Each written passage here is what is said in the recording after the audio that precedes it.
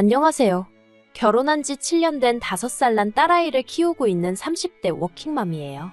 직장 생활하면서 애 키우라 힘들 때는 모른 채 하시더니 이제 와서 합가 타령하시는 시어머니 때문에 아주 환장하겠어요. 그나마 중간에서 남편이 자기 역할이라도 똑바로 해주면 좋을 텐데 남편은 남편대로 자기 어머니 마음 상할까봐 걱정이라며 할 말도 제대로 못하고 그러니 저만 나쁜 사람이 되더라고요. 그래서 남편한테 저 아니면 어머님 둘 중 한 사람을 택하라니까 그래도 끝까지 곧 죽어도 그게 저라는 소리는 안 하대요. 유치하다면서 그러지 말라는 핀잔만 하고요. 솔직히 저도 그런 유치한 질문은 하고 싶지 않았어요. 하지만 오죽하면 그랬을까요? 아무튼 그런 질문조차 대답하지 못하는 남편을 보고 있으니 저런 사람하고 남은 인생을 어떻게 같이 보내나 싶어서 이혼하기로 마음먹었습니다. 제가 20대 후반이었을 당시 명품에 관심을 보이던 주변 또래들과 달리 저는 부동산이나 주식처럼 훗날 재산이 될 만한 것들에 관심이 많았어요.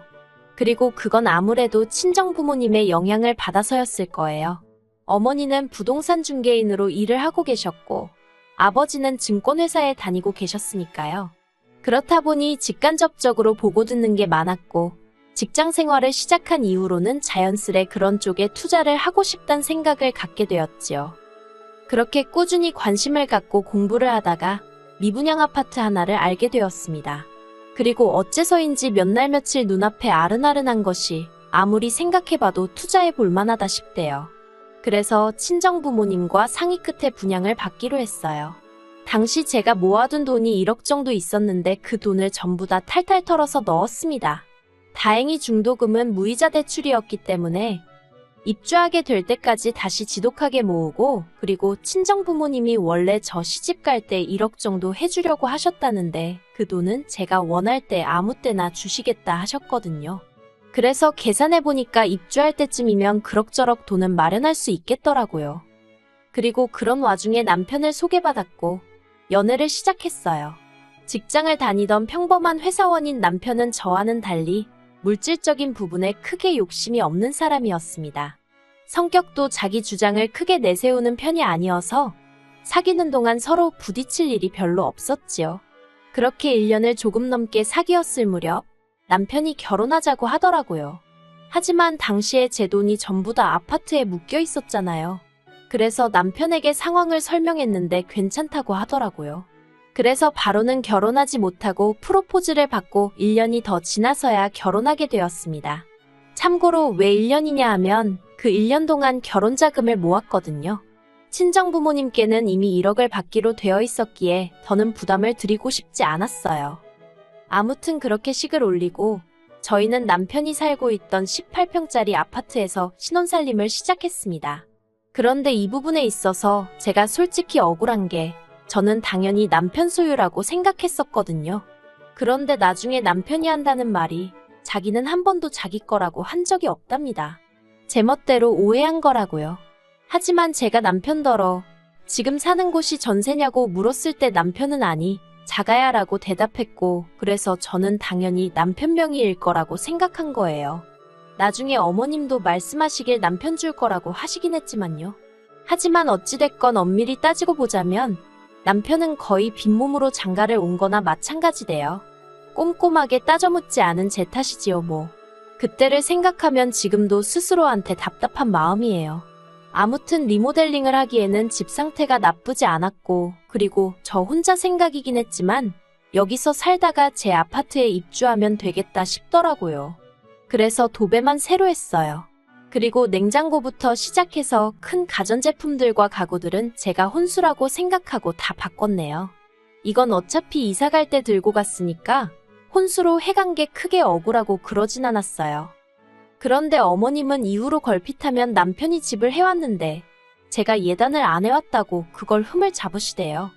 혼수 그건 어차피 제가 필요해서 산 거 아니냐며 마치 제가 빈몸으로 시집을 왔다는 식으로 말이에요. 그런데 저도 당하고만 있는 성격은 아니라서 그런 어머님께 그렇게 따지면 남편이야말로 빈몸으로 장가온 거 아니냐고 따졌어요. 저는 그래도 제 명의의 집이라도 있지. 남편은 자기 앞으로 가진 게 뭐가 있냐고요. 그래서 그때 남편하고 결혼한 지 한 달 조금 넘었을 때였는데 결국 어머님하고 대판 싸웠습니다. 보내 안 보내 소리가 나올 정도로 크게 다퉜네요.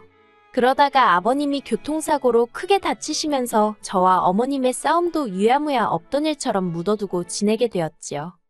하지만 없던 일처럼 묻어두고 지냈다는 게 입 밖으로 말을 안 꺼냈다 뿐이지 솔직히 서로 감정이 풀린 건 아니었거든요. 그렇다 보니 어머님은 어머님대로 제가 하는 것마다 못마땅해 하시고 불만을 표현하셨어요. 그리고 저도 그런 어머님을 상대하다 보면 마음이 상했고 기분이 나빠지대요. 그래서 시댁에 일이 있거나 하면 남편만 보내기도 하고 이런저런 핑계를 대면서 저는 빠지고 그랬습니다. 제가 잘했다는 건 아니에요.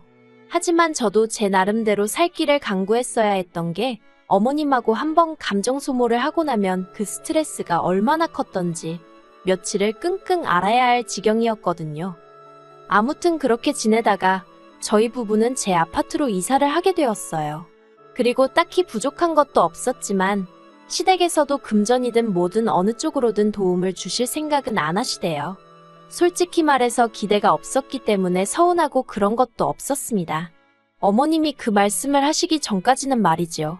저희 이사하기 일주일 전쯤이었어요. 어머님 댁에 갖다 드릴 게 있어서 남편과 들렸는데 어머님이 대뜸 그동안 당신 집에서 월세도 안 내고 공짜로 먹고 자고 하지 않았냐면서 그것만 해도 따지면 한 달에 못해도 200만 원 가치는 될 거라는 거예요. 그러고는 그렇게 따지고 보면 당신이 그만큼 돈으로 지원해 준 거나 다름이 없다면서 어디 가서 시댁에서는 뭘 해줬느니 안 해줬느니 그런 소리 하면 안 된다나요? 어디 가서 그런 소리 할 생각도 없었지만 어머님의 계산법은 도대체 어디서 나온 건지 100번 양보해서 어머님이 아무것도 못 해준 게 민망해서 그러셨는지도 모르겠지만 그런데 남편까지도 어머님 말씀이 일리가 있다고 동조를 하는 꼴을 보고 있자니 이해고 뭐고 하기도 싫고 그나마 남아있던 정도 뚝 떨어지대요. 그래서 그때부터는 정말 최소한의 도리만 하고 살았어요. 그리고 저는 얼마 후 아이를 가졌습니다. 입덧이 심하지 않아 임신해 있는 동안에도 8개월 내리 출퇴근을 할 수 있었어요. 입덧이 심해서 회사를 관두는 사람들도 심심치 않게 봤던지라 걱정이 많았는데 다행이다 싶었지요. 그런데 진짜 문제는 육아였어요. 사내 규정대로라면 육아휴직은 1년까지 쓸 수 있었지만 솔직히 저희 사무실 안에서 그걸 1년 다 쓰는 사람은 없었거든요. 그리고 제가 굳이 그 스타트를 끊고 싶지도 않았고요. 그래서 남편에게 육아휴직 신청을 하라니까 남편 회사는 남편 회사대로 구조조정 중이라서 눈치가 보인다고 하는 거예요. 막말로 육아휴직 냈다가 돌아왔는데 자기 자리가 없어지기라도 하면 어떡하냐고요. 그러면서 자기가 어머님한테 한번 부탁을 드려본다더군요. 하지만 결론부터 말하자면 어머님이 단칼에 거절하시더랍니다. 이제 자식들 다 키워놓고 놀러도 다니고 좀 자유롭게 살려고 하는데 그게 무슨 소리냐면서 못해주신다고 했다는 거예요. 그리고는 저희 어머니를 지칭하시며 거긴 나이도 어리지 않냐면서 거기다 맡겨라고 하셨다대요. 그뿐만이 아니었습니다.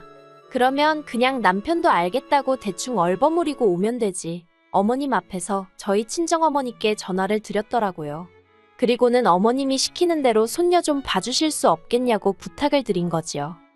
그래서 저희 어머니가 저희 애를 봐주기 시작하셨어요. 매일같이 하원을 도와주시고 저녁도 차려주시고 그러셨지요. 저녁은 안 해주셔도 된다고 극구 말렸는데 회사에서 종일 시달리고 퇴근했을 딸이 부랴부랴 부엌에서 고생할 거 생각하니까 마음이 안 좋다고 하시면서 어떻게든 한 끼는 차려주고 가시더라고요. 그래서 남편과 상의 끝에 한 달에 100만 원씩 드리기 시작했습니다. 원래는 시터를 써도 200은 준다는 말에 200에 맞춰드리려고 했는데 그러기엔 형편이 빠듯하기도 했고 친정어머니도 부담스러워 싫다며 손사래를 치셨거든요. 그래서 100만 원씩 드리고 남은 100만 원은 제가 모으기 시작했어요. 혹시 큰돈 들어갈 일이 생기거나 근사한 선물을 해드리고 싶을 때 쓰겠다는 생각이었지요. 그리고 한편 친정어머니가 저희 애를 봐준다는 소식은 당연히 어머님 귀에도 들어간 모양이 돼요. 어머님이 웬일로 저한테 전화를 하셔가지고는 너네 엄마가 고생이 많네 어쩌네 하시더니 대뜸 그래서 애 봐주고 돈도 받아가냐 그러시는 겁니다. 생각지도 못한 질문이었지만 네 그렇다고 했어요. 그랬더니 어머님이 할머니가 손녀를 봐주는데 무슨 돈을 받냐면서 할머니 입장에선 손녀랑 하루 종일 있으면 안 심심하고 좋지. 손녀가 효도하는데 돈까지 받아가냐는 식으로 말씀을 하시는 거예요. 하지만 어머님의 막말은 그게 다가 아니었습니다. 지금이야 집값이 많이 떨어졌다고 뉴스에 나오고 있지만 제 아파트는 그래도 제가 처음에 분양받았을 때랑 비교하면 3배 가까이 올랐거든요. 그리고 그렇게 작년 재작년에 비해서 크게 떨어지지도 않았고요. 그리고 이 사실을 알게 되신 어머님은 작년부터 그렇게 집값이 올랐다면서 어쩌고 하시더니 급기야 이참에 당신들 아파트도 팔고 저희 아파트도 팔아서 그 돈 다 합쳐서 어디 단독주택 하나 지어서 같이 살면 좋겠다. 무슨 말도 안 되는 소리를 하시는 거예요. 사실 아버님 건강이 많이 안 좋아지시면서 어머님이 전보다 밖에 자주 못 나가시고 아버님 옆에 붙어 있어야 하는 상황이 잦아졌거든요. 그러니 그런 생각을 하게 되신 것도 같아요. 하지만 아무튼 어머님 아버님 사정이 어떻건 간에 저는 그렇게 같이 살 이유가 없었지요. 물론 어머님 아버님 면전에다 대고 싫다 못 산다 할 수는 없어서 어머님이 그런 이야기를 꺼내실 때마다 그저 앞에서 적당히 웃어 넘겼지만요. 대신 남편더러 나 없는 자리에서 확실히 이야기해 놓으라고 했어요. 그런데 남편도 알았다고는 하면서 정작 그런 대화가 나올 때마다 얼렁뚱땅 넘어가려고만 했지 어머님한테 그런 말씀 마시란 소리는 죽어도 안 하더라고요. 그러다 지난 주말이었어요. 남편이 모처럼 시부모님 모시고 식사라도 하자며 자리를 만들었대요. 내키지는 않았지만 어버이날이 코앞이기도 했으니 겸사겸사 본다 생각하면 되겠네 하고 나갔습니다. 그리고는 이런저런 이야기를 주고받는데 어머님이 갑자기 생각났다는 듯이 얼마 전에 부동산에 다녀오셨다는 이야기를 꺼내셨어요. 친하게 지내는 부동산 여자가 있는데 그 여자가 집 짓고 살기 좋은 동네라며 땅을 몇 곳 소개해 주더라는 겁니다. 그리고는 저더러 그나저나 너는 집을 언제 팔 거냐면서 하루라도 빨리 팔아야지 그러다 아파트 값이 떨어지기라도 하면 어떡하냐대요. 저는 아파트를 팔 생각이 조금도 없었는데 어머님 혼자 뭐가 그렇게 마음이 급하신지 그리고는 어머님이 덧붙이시기를 당신 사시는 아파트는 팔려고 내놓으셨답니다. 어머님 아파트 판돈으로 땅부터 살 거고 저희 아파트가 팔리면 그 돈으로는 이제 공사하고 그러면 될 것 같다나요. 정말이지 저희와는 한마디 상의도 없이 혼자 엄청난 계획을 세우고 계시대요. 결국 듣다 못한 제가 그렇게 갑자기 집을 내놓으시면 어떡하냐 그러다 집이 팔리기라도 하면 어디서 지내려고 그러시냐 물었습니다. 그랬더니 당연하다는 듯이 너희 집 팔릴 때까진 일단 너희 집에 있다가 같이 이사하면 되지 그러시는 거예요. 황당해서 저희 집이요 하고 되물으니 너네 방 하나 남지 않냐면서 일단 불편해도 거기서 지내시면 된다며 걱정 말라나요. 게다가 그뿐만이 아니었어요. 어머님이 요즘에도 니네 엄마한테 애봐주는 걸로 돈 주냐 그러시길래 또 무슨 소리를 하려고 그러시나 싶어서 지난번과는 달리 안 드린다고 했거든요. 그랬더니 이번에는 전과는 완전히 다르게 왜 돈을 안 주느냐면서 당신은 받을 거랍니다. 애봐주는 공은 없다면서 같이 살게 되면 싫으나 좋으나 당신이 살림도 해야 할 수도 있고 애도 봐줘야 하니 한 달에 200은 줘야 한다고 하시는 거예요. 들을수록 가관도 이런 가관이 없네 싶어서 남편을 쳐다봤어요. 그리고는 어머님한테 빨리 무슨 말이든 한마디라도 하라고 눈치를 줬는데 남편이 슬쩍 제 눈을 피하더니 아무 말도 안 하대요. 그러니까 진짜 부하가 치밀어서 더는 가만히 있으면 안 되겠다 싶더라고요. 제가 어머님 떨어 남편이 말을 안 했냐며 말문을 열었습니다. 남편한테 어머님하고 같이 못 산다고 말씀드리라고 했는데 못 들으셨냐고요. 그리고는 아무리 생각해봐도 어머님하고 제가 같이 사는 건 어려울 것 같다. 결혼 초부터 어머님하고 저하고 많이 부딪히지 않았냐. 그때 제가 너무 힘들기도 했고 그래서 같이 사는 건 싫다고 딱 잘라 말씀드렸어요. 그랬더니 처음엔 어머님도 당황하셨는지 언제까지 결혼 초에 좀 서운했던 걸로 꽁에 있을 거냐면서 벌써 시간이 이렇게나 지났다며 이제 잊어버리랍니다. 그러면서 이제 잘 지내보자 하시는 거예요. 그래서 제가 합가를 안 하고도 잘 지낼 수 있지 않냐고 오히려 합가를 하면 잘 지내지 못할 것 같다 했습니다. 그리고는 저는 지금처럼 친정어머니가 와서 애 봐주시고 제 살림도 도와주시고 하면 마음도 편하고 좋은데 왜 그 좋은 조건을 다 포기하고 어머님이랑 살아야 하냐고 물었어요. 제가 왜 제 집에서 어머님 눈치 봐가며 비위 맞춰가며 살아야 하느냐고 그렇게 살기 싫다고요. 그랬더니 어머님이 저더러 싸가지가 있네 없네 하시면서 소리를 지르시는 거예요. 어느 정도 화를 내실 거란 건 예상하고 있었기에 크게 놀라진 않았어요. 그리고 한 번쯤은 거쳐야 할 관문이라고 생각했지요. 그런데 그때 이때까지 입 딱 다물고 있던 남편이 가만히 있으면 자기가 알아서 다 이야기를 할 건데 왜 이를 키우냐면서 어머님 앞에서 저를 무슨 학생나무라듯 나무라는 거예요. 진짜 황당해서 제가 남편더러 말을 그따위로 할 거면 그냥 당신도 내 집에서 나가라고 했어요. 보태준 것도 없으면서 집값이 올랐으니 파내마네. 아주 떡줄 사람은 생각도 안 하는데 왜 다들 김칫국이냐고 소리를 질렀지요. 그리고 제가 그렇게 악다구니를 쓰니 그제서야 남편이 약간 꼬리를 내리면서 미안하답니다. 그냥 자기도 상황이 답답해서 순간 욱했다나요. 제가 남편더러 나랑 살 거면 어머님한테 확실히 같이 못 산다고 못을 박으라고, 그리고 이제 내가 어머님하고 마주치는 일은 없게 해달라고 했어요. 한마디로 어머님하고 나 둘 중에 하나만 고르라는 얘기야 하니까 남편이 곤혹스러운 표정으로 시간을 좀 달랍니다. 무슨 말을 그렇게까지 하냐면서요.